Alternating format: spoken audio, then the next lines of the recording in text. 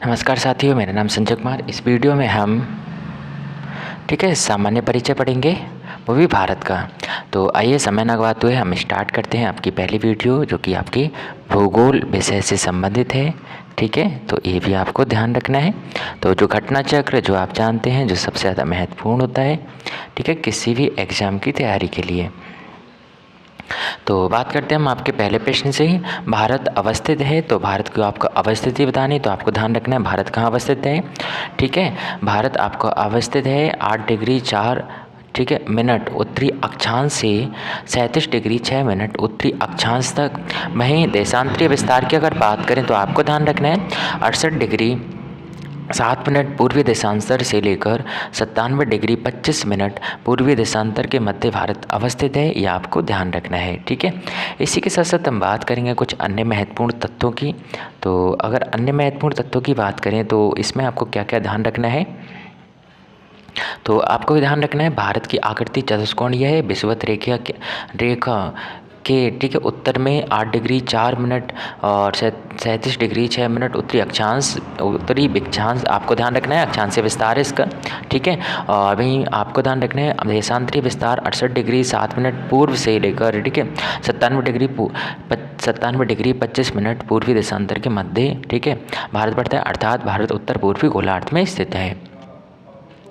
कर्क रेखा आपको ध्यान रखना है भारत के 23 डिग्री 30 मिनट उत्तरी आपको ध्यान रखना है उत्तर से गुजरती है और देश के लगभग मध्य से गुजरती है। देश का आपको ध्यान रखना है उत्तर दक्षिण विस्तार 3214 किलोमीटर है। तो ये बहुत महत्वपूर्ण पॉइंट है, आपको ये ध्यान रखना है। ठीक है, 3000 आपको ध्यान रखना है 3214। ठीक है, तो 3214 आपको ध्यान रखना है क्या है भारत का विस्तार है। ठीक है, तो भारत का ये विस्तार कैसा है, तो ये आपको ध्यान रखना है भारत का उत्तर दक्षिण विस्तार। तो उत्तर से लेकर दक्षिण तक भारत का विस्तार कितना है, तो आपको ध्यान रखना है उत्तर से लेकर भारत का विस्तार 3214 है, 14 किलोमीटर। वहीं पूर्व आपको ध्यान रखना है ईस्ट वेस्ट में इसका जो विस्तार है वो आपको ध्यान रखना है, यानी ये भारत है। तो यहाँ से यहाँ तक आपको ध्यान रखना है इसका जो विस्तार है 3214 है। जबकि आपको ध्यान रखना है ये जो विस्तार है ये आपको ध्यान रखना है ये जो इसका विस्तार है ये इसका 2933 किलोमीटर है। ठीक है, तो ये आपको पता होना चाहिए। और इसके साथ साथ इसकी स्थलीय सीमा की लंबाई की अगर बात करें तो आपको ध्यान रखना है 15200 किलोमीटर है। तो 15200 किलोमीटर इसकी स्थलीय सीमा का विस्तार है, ये भी आपको ध्यान रखना है। ठीक है, तो इसकी स्थलीय सीमा का विस्तार अगर पूछ ले आपसे तो आपको इसके बारे में भी ध्यान रखना है। ठीक है, और वहीं बात करते हैं हम आपके और कुल तटीय लंबाई जो है वो आपको ध्यान रखना है 7516 किलोमीटर है। अर्थात आपको ध्यान रखना है उत्तर से दक्षिण तक विस्तार 3214 और पूर्व से पश्चिम तक विस्तार इसका 2933। वहीं आपको ध्यान रखना है इसकी लंबाई जो है स्थलीय सीमा की लंबाई 15200 किलोमीटर और तटीय सीमा की लंबाई 7516 किलोमीटर है। वहीं आपको ध्यान रखना है इसका क्षेत्रफल लगभग 32,87,263 वर्ग किलोमीटर है और क्षेत्रफल की दृष्टि से भारत विश्व में 7वें स्थान पर है, जबकि जनसंख्या के मामले में भारत प्रथम स्थान पर है, यह आपको ध्यान रखना है। ठीक है, इस तरह से हम बात करेंगे कुछ अन्य महत्वपूर्ण तत्वों की। तो जिसमें हम बात करेंगे कुछ अन्य महत्वपूर्ण तत्वों की अगर बात करें तो इसमें देखिएगा आपको क्या क्या ध्यान रखना है। ठीक है, तो अन्य महत्वपूर्ण तत्वों की अगर बात करें तो इसमें आपको ध्यान रखना है दूसरा पॉइंट, भारत की अवस्थिति पाई जाती है। तो भारत की अवस्थिति कहाँ पाई जाती है ये आपको बताना है। तो भारत की अवस्थिति जैसा कि आपने एक्सप्लेनेशन में देखा था उत्तर पूर्वी गोलार्ध में स्थित है भारत। वहीं हम बात करेंगे प्रश्न नंबर 3 की। तो आपको ध्यान रखना है किस राज्य में औसत समुद्र तल के संदर्भ में न्यूनतम ऊंचाई वाला बिंदु स्थित है। औसत समुद्र तल के संदर्भ में न्यूनतम ऊंचाई वाला बिंदु कहाँ पर स्थित है ये आपको बताना है। तो वो कहाँ पर स्थित है आपका केरला में। ठीक है, न्यूनतम ऊंचाई वाला बिंदु केरला में पड़ता है। तो आपको ध्यान रखना है केरल का कुट्टानाड भारत का न्यूनतम ऊंचाई वाला क्षेत्र है। तो कौन सा क्षेत्र? कुट्टानाड, यह आपको ध्यान रखना है, ठीक है। तो जो कुट्टानाड है ये भारत का न्यूनतम ऊंचाई वाला क्षेत्र है, ठीक है। और ये कहाँ पर अवस्थित है? केरल में अवस्थित है, ये आपको ध्यान रखना है। और ये किसके सापेक्ष नापा गया? समुद्र तल के संदर्भ में, ठीक है। और ये क्षेत्र समुद्र तल से नीचे अपने खेती के तरीकों के लिए प्रसिद्ध है, ये आपको ध्यान रखना कुट्टानाड। और इस क्षेत्र को केरल का धान का कटोरा कहते हैं, आपको ध्यान रखना है। आपसे पूछ सकता है कि केरल का धान का कटोरा किसे कहते हैं? तो आपको ध्यान रखना है कुट्टानाड को केरल का धान का कटोरा कहते हैं, ठीक है। और ये समुद्र तल के सापेक्ष अगर देखा जाए तो ये न्यूनतम, ठीक है, आपको ध्यान रखना है न्यूनतम, ठीक है, ऊंचाई वाला क्षेत्र है, ये भी आपको पता होना चाहिए। भाई हम बात करते हैं आपके, ठीक है, पृष्ठ नंबर 4 की। तो पृष्ठ नंबर 4 में देखिएगा आपको क्या ध्यान रखना है, केरल का कुट्टानाड प्रसिद्ध है, किसके लिए प्रसिद्ध है? तो धान की खेती के लिए आपको ध्यान रखना है, विशेष तरीके के लिए। तो भारत का न्यूनतम ऊंचाई वाला क्षेत्र, ये तो आपको ध्यान ही रखना है। तो इस तरह से इसका आंसर क्या हो जाएगा? ऑप्शन बी करेक्ट आंसर हो जाएगा, ठीक है। इस तरह से हम बात करेंगे आपके, ठीक है, कुछ अन्य महत्वपूर्ण तत्वों की। तो बात करते हैं हम आपके पृष्ठ नंबर 5 की। तो आप लोग पृष्ठ नंबर 5 का आंसर देते रहिएगा, और जो लोग नए हैं लाइक सब्सक्राइब भी करते रहिएगा, ठीक है। तो बात करते हैं निम्न स्थानों में से किसे सूर्य की अनुलंबित किरणें कभी नहीं प्राप्त होती हैं? कौन सा ऐसा, ठीक है, आपको बताना है स्थान है जिसे सूर्य की अनुलंबित किरणें कभी भी प्राप्त नहीं होती हैं। तो आपको ध्यान रखना है हमारे देश का श्रीनगर, ठीक है।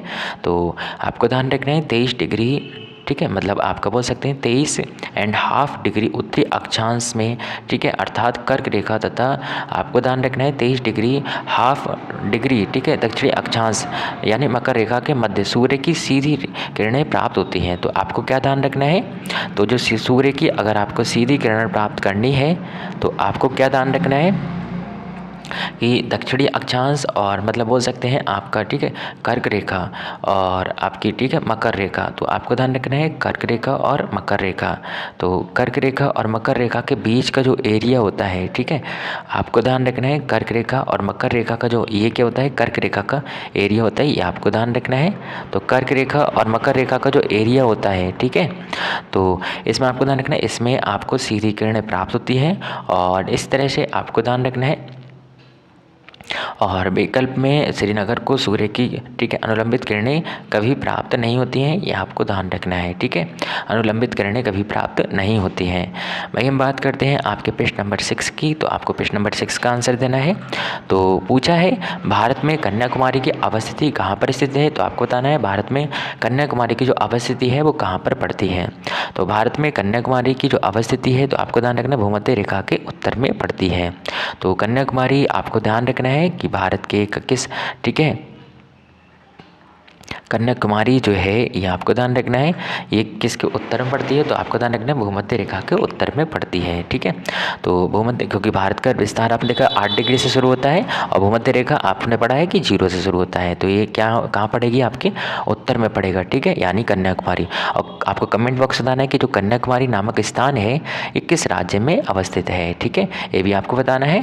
और अगर आप नए हैं तो लाइक सब्सक्राइब करते रहिएगा। तो बात करते हैं हम आपके, ठीक है, इसके एक्सप्लेनेशन की। तो एक्सप्लेनेशन की अगर बात करें तो भारत में कन्याकुमारी की अवस्थिति भूमध्य रेखा के उत्तर में स्थित है और ये तमिलनाडु नामक राज्य में पाया जाता है, ठीक है। और ये भारत की मुख्य भूमि का दक्षिणतम बिंदु है। भारत की मुख्य भूमि का दक्षिणतम बिंदु अगर कोई पूछे आपसे तो आपको क्या ध्यान रखना है? कन्याकुमारी। बात करेंगे पृष्ठ नंबर 7 की। तो भारत की मुख्य भूमि का दक्षिणतम बिंदु कौन सा है? तो आपने पढ़ा था कि वो कौन सा स्थान है आपका? कन्याकुमारी, ठीक है। तो ये भी आपको ध्यान रखना है। इसी के साथ साथ हम बात करेंगे आपके पृष्ठ नंबर 8 की। तो आपको पृष्ठ नंबर 8 में देखिए क्या जवाब देना है। 9 डिग्री चैनल, आपको ध्यान रखना है कि जो 9 डिग्री चैनल है, ठीक है, तो ये कुछ चैनल है, ये आपको ध्यान रखना है, यानी बोल सकते हैं जल विभाजन क्षेत्र है, ठीक है। तो ये जो है आपका किन किन, ठीक है, आपको बताना है किन किन, ठीक है, स्थानों के बीच है ये आपको बताना है। तो आपको ध्यान रखना कवरत्ती, ठीक है, और मिनिकॉय। तो कौन कौन से आपको ध्यान रखना है? कवरत्ती, ठीक है, और मिनिकॉय। तो आपको ध्यान रखना है इनको विभाजित करता है, ठीक है, किसको? कवरत्ती और मिनिकॉय को, ठीक है। तो ये भी आपको पता होना चाहिए। अब बात करते हैं कुछ अन्य महत्वपूर्ण, ठीक है, डिग्री चैनल जो किन किन राज्यों के मध्य स्थित हैं, ये आपको पता होना चाहिए। तो बात करते हैं हम 9 डिग्री चैनल की। आपने देखा कवरत्ती और, ठीक है, मिनिकॉय मिनिकॉय के मध्य स्थित है। और वहीं 10 डिग्री चैनल आपको ध्यान रखना है लघु अंडमान और कार निकोबार के बीच स्थित है। तो आपसे पूछा जा सकता है कि लघु अंडमान और आपका कार निकोबार, ठीक है, आपको ध्यान रखना है कार निकोबार, तो इनके बीच कौन सा डिग्री चैनल स्थित है? 10 डिग्री चैनल स्थित है। लाल 9 डिग्री चैनल किसके बीच स्थित था? कवरत्ती और आपने देखा मिनिकॉय के बीच अवस्थित था, ठीक है, तो ये आपको ध्यान रखना है। वहीं आपको दूसरा ध्यान रखना है मालदीव और मिनिकॉय के बीच कौन सा है, ठीक है, तो मालदीव और आपको ध्यान रखना है मिनिकॉय के बीच कौन सा है, तो आपको ध्यान रखना है 8 डिग्री चैनल, ठीक है, जबकि 9 डिग्री किसके बीच है? कवरत्ती और मिनिकॉय के बीच। मालदीव और मिनिकॉय के बीच कौन सा है? 8 डिग्री चैनल है, ये आपको ध्यान रखना है। भारत और श्रीलंका के मध्य कौन सी खाड़ी पड़ती है? तो आपको ध्यान रखना है मन्नार की खाड़ी, ठीक है, तो मन्नार की खाड़ी कहाँ पड़ती है? तो आपको पता है कि ठीक है भारत और श्रीलंका के मध्य पड़ती है, तो ये भी आपको पता होना चाहिए। इसी के साथ साथ हम बात करेंगे आपके, ठीक है, कुछ अन्य महत्वपूर्ण प्रश्नों की। तो कुछ अन्य महत्वपूर्ण प्रश्नों की अगर बात करें तो इसमें आपको ध्यान रखना है प्रश्न नंबर 10।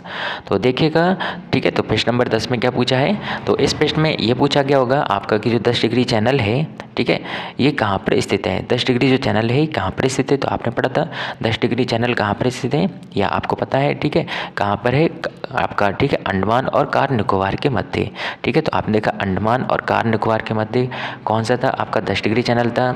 9 डिग्री चैनल आपने देखा कवरत्ती के मध्य स्थित है, ठीक है, तो और वहीं आपने देखा 8 डिग्री चैनल किसके था? मिनिकॉय और मालदीव के मध्य स्थित था, ठीक है। मन्नार की खाड़ी भारत और श्रीलंका के मध्य स्थित था, तो ये आपको ध्यान रखना है, बार बार बोलने से आपको हमेशा के लिए बिल्कुल कंठस्थ हो जाने वाला है, ठीक है, तो ये भी आपको ध्यान रखना है। इस तरह से हम बात करेंगे आपके कुछ अन्य महत्वपूर्ण तत्वों की। तो हम बात करेंगे प्रश्न नंबर आपके 10 की। तो बोला है निम्नलिखित में से कौन सा अंडमान को निकोबार से अलग करता है? तो आपने देखा अंडमान से निकोबार को, अंडमान, ठीक है, और निकोबार के बीच कौन सा चैनल है? 10 डिग्री चैनल। तो इस तरह से इस प्रश्न का आंसर क्या हो जाएगा? ऑप्शन सी, ये आपको ध्यान रखना है, ठीक है। और मन्नार की खाड़ी भारत और श्रीलंका के बीच है, ये आपको ध्यान रखना है। वहीं बात करें प्रश्न नंबर 11 की, तो मालदीव के साथ भारत की समुद्री सीमा निम्नलिखित में से कौन बनाता है? तो मालदीव के साथ, ठीक है, भारत की, ठीक है, आपको बताना है कि समुद्री सीमा कौन बनाता है। तो आपने देखा कि भारत के साथ, ठीक है, कि जो समुद्री सीमा है वो कौन बनाता है? आपका, अच्छा, मालदीव के साथ, ठीक है, भारत की जो सीमा आपको ध्यान रखना है वो कौन बनाता है? आपका 8 डिग्री चैनल, ठीक है, तो ये आपको ध्यान रखना है, जो किसको विभाजित करता है? मिनिकॉय और मालदीव को विभाजित करता है, ये भी आपको पता होना चाहिए। इसी के साथ साथ हम बात करेंगे आपके प्रश्न नंबर 12 की। तो प्रश्न नंबर 12 में देखिएगा आपको क्या बताना है। प्रश्न नंबर अगर 12 की बात करें तो प्रश्न नंबर 12 में देखिएगा आपको बताना है, आपसे पूछा गया है भारत का सुदूरस्थ दक्षिणी बिंदु कौन सा है? तो आपने पढ़ा भारत का सुदूरस्थ दक्षिणी बिंदु कौन सा है? तो आपने देखा था इंदिरा पॉइंट, ठीक है, इंदिरा पॉइंट। वहीं मुख्य भूमिका कौन सा है? कन्याकुमारी, आपको ध्यान रखना है। और वहीं सुदूरस्थ बिंदु पूछा है और कन्याकुमारी इधर रखो, इंदिरा पॉइंट इधर रखो, तो आपको इंदिरा पॉइंट ही लगाना है, ये आपको ध्यान रखना है। तो भारत का सुदूर दक्षिणी बिंदु अंडमान निकोबार द्वीप में स्थित है, ठीक है, आपको ध्यान रखना है। और ये बड़ा निकोबार द्वीप में स्थित आपका इंदिरा पॉइंट है, ठीक है। निकोबार द्वीप के बड़ा जो निकोबार द्वीप है तो उसमें इंदिरा पॉइंट स्थित है, जिसे हम पिग्मेलियन पॉइंट भी कहते हैं, ये भी आपको ध्यान रखना है। इसे अन्य किस नाम से जानते हैं? तो आपको ध्यान रखना है, इसे हम पिग्मेलियन पॉइंट भी कहते हैं, ठीक है। वहीं भारत के, ठीक है, आपको ध्यान रखना, मुख्य भूमि का दक्षिणतम बिंदु 8 डिग्री 4 मिनट उत्तरी अक्षांश पर स्थित है, जिसे हम कन्याकुमारी के नाम से जानते हैं या केप कमोरिन भी कहते हैं, ये आपको पता होना चाहिए। भारत का सबसे उत्तरी बिंदु आपको ध्यान रखना है जम्मू कश्मीर, ठीक है, केंद्र शासित प्रदेश में स्थित है, जो कि आपका 37 डिग्री 6 मिनट उत्तरी अक्षांश पर, यानी आपका, ठीक है, इंदिरा कॉल है। तो आपको ध्यान रखना है इंदिरा पॉइंट और इंदिरा कॉल, ठीक है, तो आपको ध्यान रखना है इंदिरा पॉइंट और इंदिरा कॉइल। तो इंदिरा पॉइंट आपको ध्यान रखना है कहाँ पर स्थित है? अंडमान निकोबार में स्थित है, दक्षिणतम बिंदु माना जाता है। जबकि इंदिरा पॉइंट, ठीक है, इंदिरा कॉल आपको ध्यान रखना है तो ये जम्मू कश्मीर में स्थित है और उत्तरतम बिंदु माना जाता है, ठीक है। वहीं आपको ध्यान रखना है देश का, ठीक है, पश्चिमी बिंदु आपको ध्यान रखना है। जो देश का पश्चिमी बिंदु है इसका नाम क्या है, इसका नाम ग्वार माता या बोल सकते हैं गौर माता, ठीक है। ग्वार माता, गौर माता, ये आपको ध्यान रखना है। ये क्या है, भारत का, ठीक है, पश्चिमी बिंदु है। और वहीं आपको ध्यान रखना है इसी के साथ साथ जो पूर्वी बिंदु है, भारत का पूर्वी बिंदु कहाँ पर पड़ता है आपका, ठीक है, आपको बताना है अरुणाचल प्रदेश में पड़ता है और इसका नाम क्या है, किवीथू, ठीक है। तो आपको ध्यान रखना है किवीथू आपका क्या है, भारत का, ठीक है, पूर्वी बिंदु है, ये आपको ध्यान रखना है। जो कि पश्चिमी बिंदु गुजरात में पड़ता है, इसका नाम गौर माता और गुहार मोती भी कहते हैं, यह आपको पता रखना है, ठीक है। इसी के साथ साथ हम बात करते हैं आपके पृष्ठ नंबर 13 की। तो आपको पृष्ठ नंबर 13 में देखिएगा क्या बताना है। तो पृष्ठ नंबर 13 में आपसे पूछा गया भारत के प्रादेशिक जल क्षेत्र का विस्तार है। तो भारत का जो प्रादेशिक जल क्षेत्र का विस्तार कहाँ तक है ये आपको बताना है। तो आपको ध्यान रखना है यानी तट से 12 समुद्री मील तक। तो भारत का जो प्रादेशिक जल क्षेत्र का जो विस्तार है वो कहाँ से है, तो आपको ध्यान रखना है तट से लेकर 12 समुद्री मील तक, ठीक है, इसका विस्तार है। अर्थात भारत का प्रादेशिक जल क्षेत्र का विस्तार भारत के समुद्री तट से 12 नॉटिकल मील की दूरी पर स्थित है। इस क्षेत्र के उपयोग का भारत को संपूर्ण अधिकार प्राप्त है। अविच्छिन्न मंडल संलग्न क्षेत्र की दूरी आधार रेखा से 24 समुद्री मील दूर, आपको ध्यान रखना है 24 समुद्री मील दूर जो आपकी रेखा है उसको हम क्या कहते हैं, संलग्न क्षेत्र कहते हैं, ठीक है। और संलग्न क्षेत्र की जो दूरी आधार रेखा से आपको ध्यान रखना है वो समुद्री मील 24 समुद्री मील है, ठीक है। एक समुद्री मील में कितना होता है तो ये भी आपको पता होना चाहिए। एक समुद्री मील आपका 1.8 किलोमीटर के बराबर होता है, ये भी आपको ध्यान रखना है। इसी तरह से इस क्षेत्र में भारत को साफ सफाई, सीमा शुल्क की वसूली और वित्तीय अधिकार प्राप्त हैं। कहाँ पर, 24 मील जो दूर है संलग्न क्षेत्र, ठीक है। वहीं आपको ध्यान रखना है प्रादेशिक जल क्षेत्र का जो क्षेत्र है वो 12 समुद्री मील है, ठीक है। और एक समुद्री मील में आपको क्या ध्यान रखना है, 1.8 किलोमीटर होता है। वहीं हम बात करेंगे आपके, ठीक है, पेज नंबर 14 की। तो बोला है कि आपसे पेज नंबर 14 में कि निम्नलिखित राज्यों में से कौन एक 3 तरफ से बांग्लादेश से घिरा है। तो आपको सबको पता होगा कि वो कौन सा राज्य है, वो आपका त्रिपुरा राज्य है जो 3 ओर से, ठीक है, बांग्लादेश से घिरा हुआ है, ठीक है। तो आपको ध्यान रखना है प्रश्न की अगर एक्सप्लेनेशन की बात करें तो आपको ध्यान रखना है त्रिपुरा राज्य 3 तरफ से बांग्लादेश से घिरा हुआ है। और इसके अतिरिक्त ये भारतीय राज्य असोम, ठीक है, आपको ध्यान रखना है। इसके अलावा, ठीक है, आपको ध्यान रखना है असम, वहीं आपको ध्यान रखना है और मिज़ोरम, ठीक है। तो आपको ध्यान रखना है असम और मिज़ोरम से भी जुड़ा हुआ है। इसके साथ साथ बात करें आपकी, ठीक है, इस राज्य की यानी त्रिपुरा की, तो आपको क्या ध्यान रखना है त्रिपुरा के बारे में। त्रिपुरा के बारे में आपको ध्यान रखना है 21 जनवरी 1972 की प्रमुख डेट, ठीक है, जो महत्वपूर्ण है त्रिपुरा के लिए। तो ये मणिपुर और मेघालय के साथ पूर्ण राज्य का दर्जा दिया गया था। तो आपको ध्यान रखना है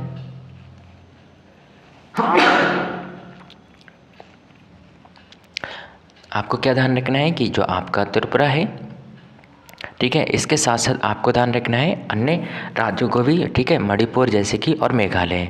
तो आपको ध्यान रखना है मणिपुर और मेघालय, ठीक है, तो इनको भी पूर्ण राज्य का दर्जा मिला था, ठीक है, त्रिपुरा के साथ 21 जनवरी 1972 को। वहीं आपको ध्यान रखना है मिजोरम और असम से किसकी सीमा लगती है, त्रिपुरा की लगती है। और ये 3 ओर से किससे घिरा हुआ है, एक देश यानी बांग्लादेश से घिरा हुआ है। वहीं आपको ध्यान रखना है इसकी राजधानी का नाम क्या है, अगरतला है। बात करते हैं पेज नंबर 15 की। तो भारत के निम्न राज्यों में से कौन देश के ठीक है, सभी चारों भौतिक प्रदेशों का प्रतिनिधित्व करता है। ठीक, कौन सा ऐसा राज्य है जो चारों, ठीक है, सभी चारों भौतिक प्रदेशों का प्रतिनिधित्व करता है, यानी बोल सकते हैं जिसपे समुद्री सीमा भी पाई जाती हो, ठीक है, यानी तटीय सीमा भी पाई जाती हो, स्तरीय सीमा भी पाई जाती हो, ठीक है। तो ऐसा कौन सा राज्य है ये आपको बताना है। तो आपको बताना है कि पश्चिम बंगाल जो है वो पर्वत प्रदेश, दार्जिलिंग जिला, ठीक है, यहाँ पर पड़ता है। मैदानी प्रदेश की बात करें तो निचला गंगा मैदान यहाँ पर पड़ता है। प्रायद्वीपीय क्षेत्र की अगर बात करें तो वर्धमान जिला इसमें पड़ता है, ठीक है। वहीं तटीय मैदान वाला देश की अगर बात करें, प्रदेश की बात करें तो कोलकाता और गंगा सागर, ठीक है, तटीय क्षेत्र बनाते हैं और सभी चारों भौतिक प्रदेशों का प्रतिनिधित्व करते हैं। तो आपको पश्चिम बंगाल के बारे में देखिएगा क्या ध्यान रखना है, वेस्ट बंगाल के बारे में। इसमें 4 प्रदेश पाए जाते हैं। 4 भौतिक प्रदेश कौन कौन से पाए जाते हैं, तो आपको ध्यान रखना है, एक तो आपका पर्वत प्रदेश पाया जाता है, दूसरे नंबर का आपको प्रदेश ध्यान रखना है मैदानी प्रदेश पाया जाता है, ठीक है। और दूसरे नंबर का आपको प्रदेश ध्यान रखना है मैदानी प्रदेश। वहीं तीसरे नंबर का आपको प्रदेश ध्यान रखना है इसमें, ठीक है, तटीय मैदान पाए जाते हैं, यानी ठीक है तटीय मैदान पाए जाते हैं। इसी के साथ साथ आपको 14 नंबर का जो ठीक है भौतिक आपको ठीक है स्थिति ध्यान रखनी है, तो आपको ध्यान रखना है इसमें मैदान भी पाए जाते हैं, ठीक है। तो यानी चारों तरह की ठीक है जो अवस्थितियाँ हैं, चारों तरह के जो भौतिक प्रदेश हैं उनसे घिरा हुआ ये जिला है, ये आपको ध्यान रखना है। तो पर्वत प्रदेश इसमें कहाँ पर पड़ता है, तो आपको ध्यान रखना है दार्जिलिंग में, ठीक है। तो लोग यहाँ पर घूमने भी जाते हैं, तो ये आपको ध्यान रखना है। तो दार्जिलिंग इसका पर्वतीय प्रदेश है। जबकि मैदानी प्रदेश की अगर बात करें तो आपको ध्यान रखना है इसका जो मैदानी प्रदेश है उसमें आपको ध्यान रखना है, ठीक है, इसका जो मैदानी प्रदेश है उसमें आपको ध्यान रखना है निचला गंगा मैदान, ठीक है। तो निचला गंगा मैदान वाला जो एरिया है वो इसका मैदानी प्रदेश है। वहीं तटीय मैदान की बात करें तो आपको ध्यान रखना है कोलकाता, ठीक है, और इसका गंगा सागर, ठीक है, ये भी आपको ध्यान रखना है। वहीं आपको ध्यान क्या रखना है, इसके साथ साथ आपको ध्यान रखना है तटीय मैदानी क्षेत्र देख लिया आपने, ठीक है, मैदानी क्षेत्र देख लिया, पर्वतीय प्रदेश देख लिया, और इसके साथ साथ हम बात करेंगे आपके प्रायद्वीपीय प्रदेश, ठीक है। तो यहाँ पर हमें प्रायद्वीपीय प्रदेश लिखना चाहिए था। तो प्रायद्वीपीय प्रदेश की अगर बात करें तो आपको ध्यान रखना है इसका कौन सा जिला है, वो वर्धमान जिला है, ठीक है, जो प्रादेशीय सीमा बनाता है, ये भी आपको ध्यान रखना है पश्चिम बंगाल के बारे में, ठीक है। इस तरह से हम बात करते हैं आपके कुछ अन्य महत्वपूर्ण तत्वों की।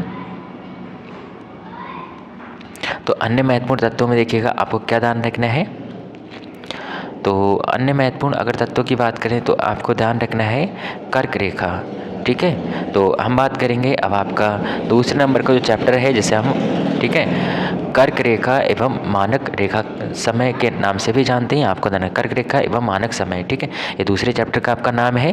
तो